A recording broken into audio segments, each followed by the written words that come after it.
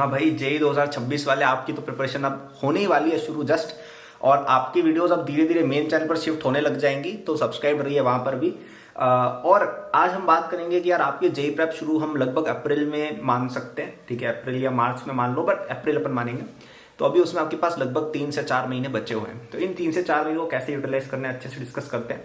तो सबसे पहली चीज जो मुझे लगता है आपको करनी चाहिए ना, जो मोस्ट इंपॉर्टेंट चीज है वो ये है कि आपका एक तो 10th बोर्ड बहुत अच्छे से जाए, ठीक है, तो वो अपना फर्स्ट पॉइंट रहेगा। कई बच्चे क्या गलती करते हैं कि 10th बोर्ड पे ध्यान नहीं देते हैं। भाई मैं बता रहा हूँ, इससे ज्यादा इंपॉर्टेंट चीज कोई है ही नहीं। क्योंकि देखिए एक बात आपको समझनी होगी कि कई लोगों को ऐसा लगता है, जो अभी छोटे बच्चे हैं ना 10वीं के, उनको ऐसा लगता है कि IIT जेई में फर्स्ट रैंक मेरी ही आएगी। सब बच्चों को यही लगता है, और उनमें से ज्यादातर बच्चों की लास्ट में रैंक आती है 1 2 3 लाख। बिल्कुल रियलिटी बता रहा हूं मैं, आप पे डाउट नहीं कर रहा हूं, ठीक है। आप खुद देखना यार, आप 2 साल बाद देखना, या आपके कोई बड़े भाई बहन उनको दिखाना, वो हंसेंगे कि भाई बंदा सही बोल रहा है, कि हमको लगता था हमारी तो 100 में तो ऐसी आ जाएगी, 50 के अंदर सोचना पड़ेगा कि भाई 50वीं आएगी कि 48वीं आएगी। सब लोग ऐसे सोचते हैं, लेकिन लास्ट में रैंक आती है 4,80,000, 5,90,000, ऐसी रैंक आती है लास्ट में ज्यादातर बच्चों की। क्योंकि एग्जाम हार्ड है, एग्जाम डिफिकल्ट है, ये कोई आसान एग्जाम नहीं है। तो अगर आपके ऐसा सिचुएशन बनता है ना, तो कई बार आपके जो बोर्ड के नंबर होते हैं वो बहुत बेनिफिशियल हो जाते हैं, ठीक है। तो जैसे आप फॉर बाद में जब कोई एडमिशन लेना चाहोगे ना, जैसे IIMs में तो काफी प्रोमिनेंट है, वहां पे आपके 10वीं के 12वीं के कॉलेज के नंबर बहुत मैटर करते हैं, राइट। तो इसलिए 10th बोर्ड अच्छे से कर लेना। एंड मोर इंपॉर्टेंटली, अगर आपका लेट से 10th बोर्ड अच्छा जाता है ना, यानी आपने पढ़ाई की है 10th की अच्छे से, तो आपकी 11th 12th के कॉन्सेप्ट्स ग्रास्प अच्छे से होंगे। कई बच्चे के 10th ही क्लियर नहीं होती है, 2 इक्वेशन 2 वेरिएबल सॉल्व करना नहीं आते, 11th में आगे जेई प्रेप करने कहां से निकलेगा, जेई नहीं निकलेगा, दिमाग ही नहीं उतना, इतना आता ही नहीं है। तो पढ़ के जाओ थोड़ा 11th में, ठीक है। सेकंड चीज कि आपका अगर 10th बोर्ड का प्रिपरेशन सही चल रहा है, मतलब आप थोड़ा थोड़ा टाइम निकाल रहे हो डेली या वीकली बेसिस पे फॉर 10th बोर्ड, तो आपको थोड़ा थोड़ा 11th की स्टार्टिंग के चैप्टर्स पढ़ने चाहिए, ठीक है। 11th के स्टार्टिंग के चैप्टर्स पढ़ना बहुत इंपॉर्टेंट है। इनमें मैं कहूंगा स्टार्टिंग के 3 4 चैप्टर भी पढ़ ले इनफ है। जैसे IUPAC हो गया, मोल हो गया केमिस्ट्री में, मैथ्स में बेसिक्स ऑफ मैथमेटिक्स नाम करके, या सेट्स रिलेशनशिप्स एंड फंक्शंस नाम करके, sorry sets relations and functions नाम करके चैप्टर होता है, वो हो गया। फिजिक्स में आपका वेक्टर्स, काइनेमेटिक्स, यूनिट्स, डायमेंशन, ये सब हो गए। तो ये सब जो चैप्टर्स है ना, ये थोड़े इजी चैप्टर्स हैं जो एक 10वीं का बच्चा समझ सकता है। और अगर आपने केवल ये भी पढ़ लिया ना, क्योंकि इन चैप्टर्स को कवर करने में ऑलमोस्ट कोचिंग्स 2 महीने ले लेती हैं, तो आप 2 महीने की एक हेड स्टार्ट पर आ जाओगे, ठीक है। तो आपको चीजें समझ भी जल्दी आएंगी और आपको टाइम मिल जाएगा आगे आगे बढ़ने में जेई प्रेप में, ठीक है। तो बहुत इंपॉर्टेंट ये चीज कि आप 11th के स्टार्टिंग कुछ चैप्टर्स पढ़ लें। कहां से पढ़ने? HC वर्मा से पढ़ सकते हैं फिजिक्स में, मैथ्स और केमिस्ट्री में NCERT is more than enough, ठीक है। तो ये भी पढ़ लोगे ना आप, मतलब 50-50% NCERT पढ़ लेना 11th की, हो सके तो अभी से लेके अप्रैल तक।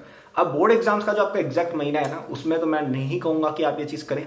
बोर्ड एग्जाम का जो एग्जैक्ट महीना है उसमें पूरी तरह से बोर्ड्स पे फोकस्ड हो जाना, क्योंकि वो क्या बहुत ही मेमोरेबल टाइम रहता है यार। मुझे मेरे 10वीं बोर्ड थोड़े बहुत याद है, इतने तो याद नहीं है। 12वीं बोर्ड मुझे याद है, 10वीं बोर्ड में इतने अच्छे से याद नहीं रख पा रहा हूँ, थोड़ा बहुत याद आ रहा है, ऑनेस्टली नहीं याद आ रहा है, ठीक है। तो क्योंकि उसमें सिस्टम थोड़ा डिफरेंट था, CGPA वाला सिस्टम हुआ करता था मेरे टाइम पे।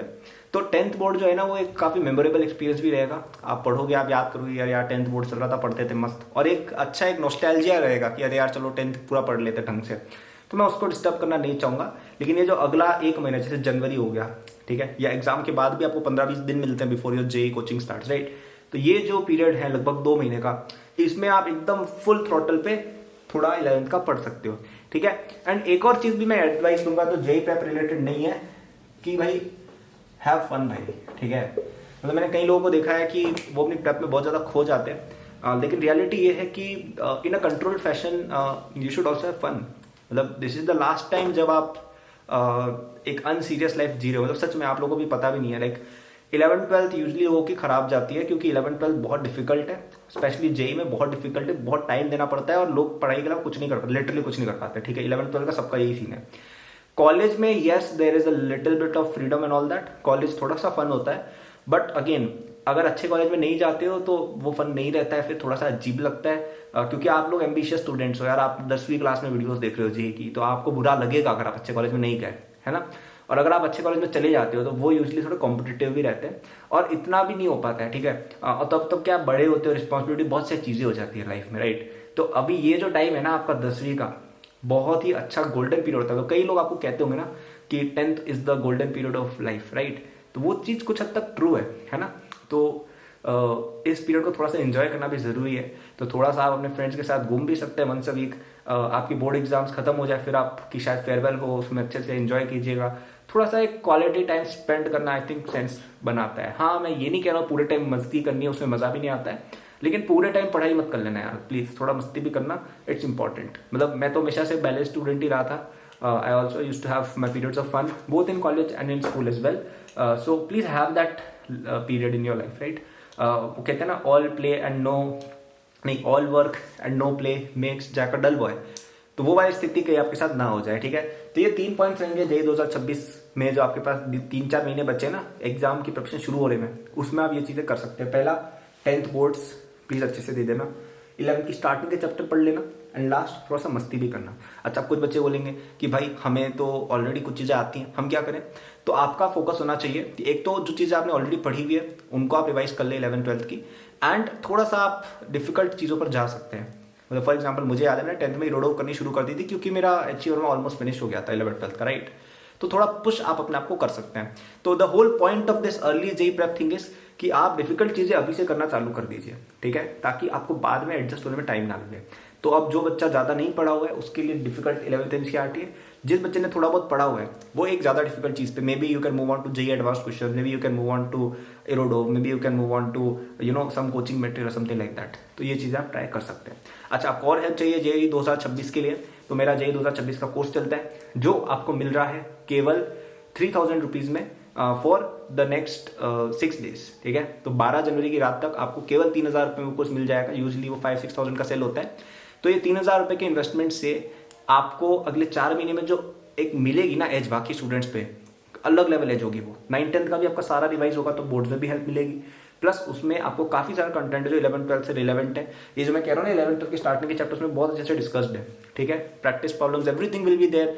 तो ना सिर्फ आप अपनी 11th, 9th, 10th अच्छे से रिवाइज करके जाएंगे, आप 11th-12th में जब एंटर होंगे ना 11th में, you will have a very big edge compare to other students, ठीक है। तो आप डिस्क्रिप्शन में जाके लिंक पे क्लिक करिएगा, ऑनलाइन पेमेंट कीजिएगा, UPI, नेट बैंकिंग सब कुछ सपोर्टेड है, and you will get the course instantly. उसको पढ़ना अगले 4 महीने में, आपका ये बोर्ड एग्जाम भी रिवाइज हो जाएगा अच्छे से, and you will also get access to a lot of JEE content, ठीक है। और आपको ऐसा है कि भाई मुझे तो और पढ़ना है, कि भाई मेरा तो 9th-10th भी हो गया, मुझे तो और नेक्स्ट लेवल पे जाना है, तो आप हमें एक सिंपल सा ईमेल भेजिए, हम आपको वो कंटेंट भी दिलवा देंगे, ठीक है। मतलब ये एक प्लेटफॉर्म है जहाँ पे आपको हम एज ए स्टूडेंट देखते हैं, हम आपको ऐसे नहीं देखते कि भाई ये तो मतलब अपने नॉट एज अ बिजनेस यार, ठीक है। मतलब 3000 रुपये में हम क्या ही कर लेंगे, लोग आपको सेम चीज़ें 10-10, 15-15 हज़ार की भी सेल करते हैं, 1-1 लाख की भी सेल करते हैं। We just want the best for you. क्योंकि मैं यार जब एक छोटा स्टूडेंट था ना, मतलब आपकी एज का, तो मैंने ये सब चीज़ें की हुई है। So I just know what it takes and I know very well what this journey looks like, ठीक है। So I just want to help you guys in the best way possible, and you can get the course using link in description. Thank you for watching.